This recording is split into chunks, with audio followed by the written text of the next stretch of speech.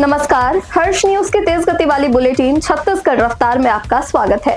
चलिए शुरू करते हैं क्षेत्रीय खबरों की तेज बुलेटिन छत्तीसगढ़ रफ्तार। छत्तीसगढ़ सरकार का बजट 24 फरवरी को विधानसभा में पेश किया जाएगा। इसकी जानकारी वित्त मंत्री ओपी चौधरी ने दी है। उन्होंने बताया कि राज्य विधानसभा का बजट सत्र 23 फरवरी से शुरू हो रहा है और अगले दिन 24 फरवरी को बजट पेश किया जाएगा। ज्ञान गति के बाद इस बार भी नए थीम के साथ बजट पेश किया जाएगा। वित्त मंत्री ओपी चौधरी ने कहा कि इस बार का बजट महिलाओं, युवाओं और किसानों को ध्यान में रखकर तैयार किया जा रहा है। इसमें सभी वर्गों को ध्यान में रखा गया है। उन्होंने बताया कि सरकार की प्राथमिकता है कि बजट के माध्यम से प्रदेश के विकास को गति मिले और जनहितकारी योजनाओं को और मजबूत किया जा सके। राष्ट्रीय स्तर की गेट परीक्षा में रायपुर में सामने आए नकल कांड ने एक संगठित सिंडिकेट का खुलासा किया है। पुलिस जांच में पता चला कि इस पूरे नेटवर्क का संचालन हरियाणा में बैठा एक मास्टरमाइंड कर रहा था। जांच में सामने आया है कि नकल में इस्तेमाल होने वाले हाईटेक उपकरण दिल्ली से खरीदे गए थे। इस गिरोह ने फिट इंडिया के ब्रांड एम्बेसडर और इंजीनियर को ही सॉल्वर बनाकर रायपुर भेजा ताकि परीक्षा में फर्जी तरीके से पास कराया जा सके। बता दें कि सरोना स्थित निजी कॉलेज में 14 फरवरी को परीक्षा आयोजित थी, जहां तीनों युवक जूते में ब्लूटूथ डिवाइस छुपाकर पहुंचे थे। बलरामपुर जिले के हसपुर गांव में कुसमी एसडीएम और नायब तहसीलदार पर 3 ग्रामीणों के साथ मारपीट करने का गंभीर आरोप लगा है। मारपीट में घायल एक ग्रामीण की इलाज के दौरान कुस्मी अस्पताल में मौत हो गई, जबकि 2 अन्य घायल बताए जा रहे हैं। घटना कुसमी थाना क्षेत्र की है। बताया जा रहा है कि राजस्व टीम हसपुर में बॉक्साइट के अवैध उत्खनन की जांच के लिए पहुंची हुई थी। घायलों का कहना है कि वे गेहूं के खेत में पानी पटाकर लौट रहे थे, तभी उन्हें रोका गया और पीटा गया। घटना के बाद क्षेत्र में तनाव की स्थिति बन सकती है। इसे देखते हुए सामुदायिक स्वास्थ्य केंद्र कुसमी और कुसमी थाना परिसर में अतिरिक्त पुलिस बल तैनात किए गए हैं।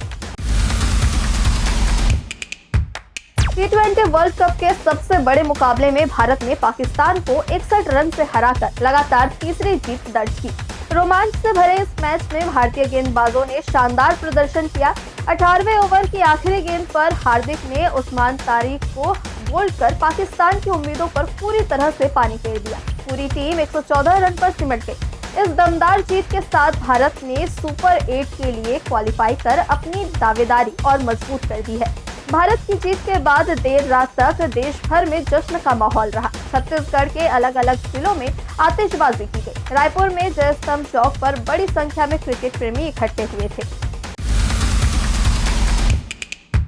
अंबिकापुर के नवापारा इलाके में रविवार दोपहर नाबालिग छात्रों ने कार से स्टंट किया। इस दौरान एक नाबालिग कार की बोनट पर बैठा था, दूसरा कार चला रहा था, जबकि तीसरा नाबालिग कार की खिड़की से बाहर लटक कर जानलेवा तरीके से स्टंट कर रहा था।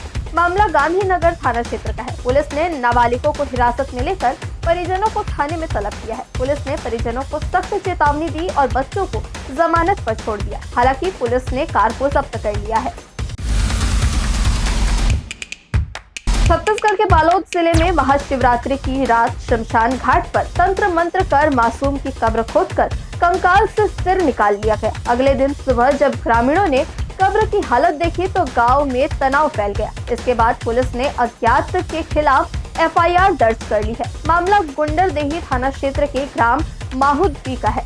दरअसल 3 महीने पहले बच्ची की किसी बीमारी से मौत हो गई थी, जिसके बाद शव गांव के शमशान में दफनाया गया था।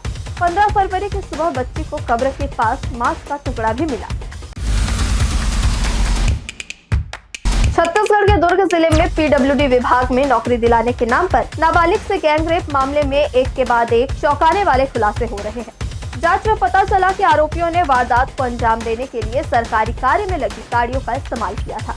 पुलिस ने दोनों गाड़ियों को जब्त कर लिया है। इसमें से एक गाड़ी पर ऑन ड्यूटी सीजी गवर्नमेंट लिखा हुआ है। पुलिस ने आरोपी भीम नारायण पांडे और संजय पंडित को 2 दिन की रिमांड पर पूछताछ कर रही है।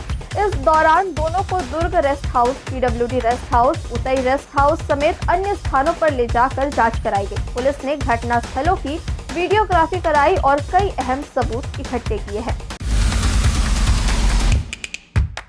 बाइक चोर गिरोह तक पहुंचना पुलिस के लिए बड़ी चुनौती बना हुआ था, लेकिन अब बिलासपुर रेंज में तैनात सशक्त ऐप पुलिस के लिए बेहद उपयोगी साबित हो रहा है। इस ऐप की मदद से पुलिस ने 10 दिन में 49 चोरों की बाइक बरामद की है। इसमें सबसे ज्यादा 25 बाइक बिलासपुर जिले से मिली है। ड्रिंक एंड ड्राइव जांच के दौरान इसी ऐप की मदद से पुलिस ने सिंध परिसर से बाइक चोरी करने वाले गैंग को भी गिरफ्तार किया है। एसएसपी रजनीश सिंह ने संदिग्ध वाहनों की जांच में तेजी लाने के निर्देश दिए हैं। उन्होंने कहा है कि शहर सभी थाना प्रभारियों को चोरी की बाइक की पूरी जानकारी सशक्त ऐप पर अपलोड करनी है।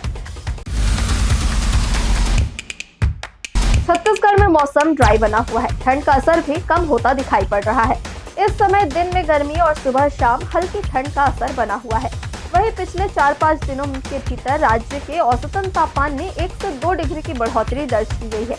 इसके अलावा मौसम में कोई विशेष बदलाव नहीं हुआ है। अगले 7 दिन यही ट्रेंड जारी रहने का अनुमान है। पिछले 24 घंटों में प्रदेश का सबसे ज्यादा अधिकतम तापमान 32.9 डिग्री सेल्सियस रायपुर और सबसे कम न्यूनतम तापमान 9.8 डिग्री सेल्सियस अंबिकापुर में दर्ज किया गया है। छत्तीसगढ़ रफ्तार की आज की बुलेटिन में बस इतना ही। अपने आसपास की खबरों से जुड़े रहने के लिए हमेशा बने रहे हर्ष न्यूज के साथ। नमस्कार।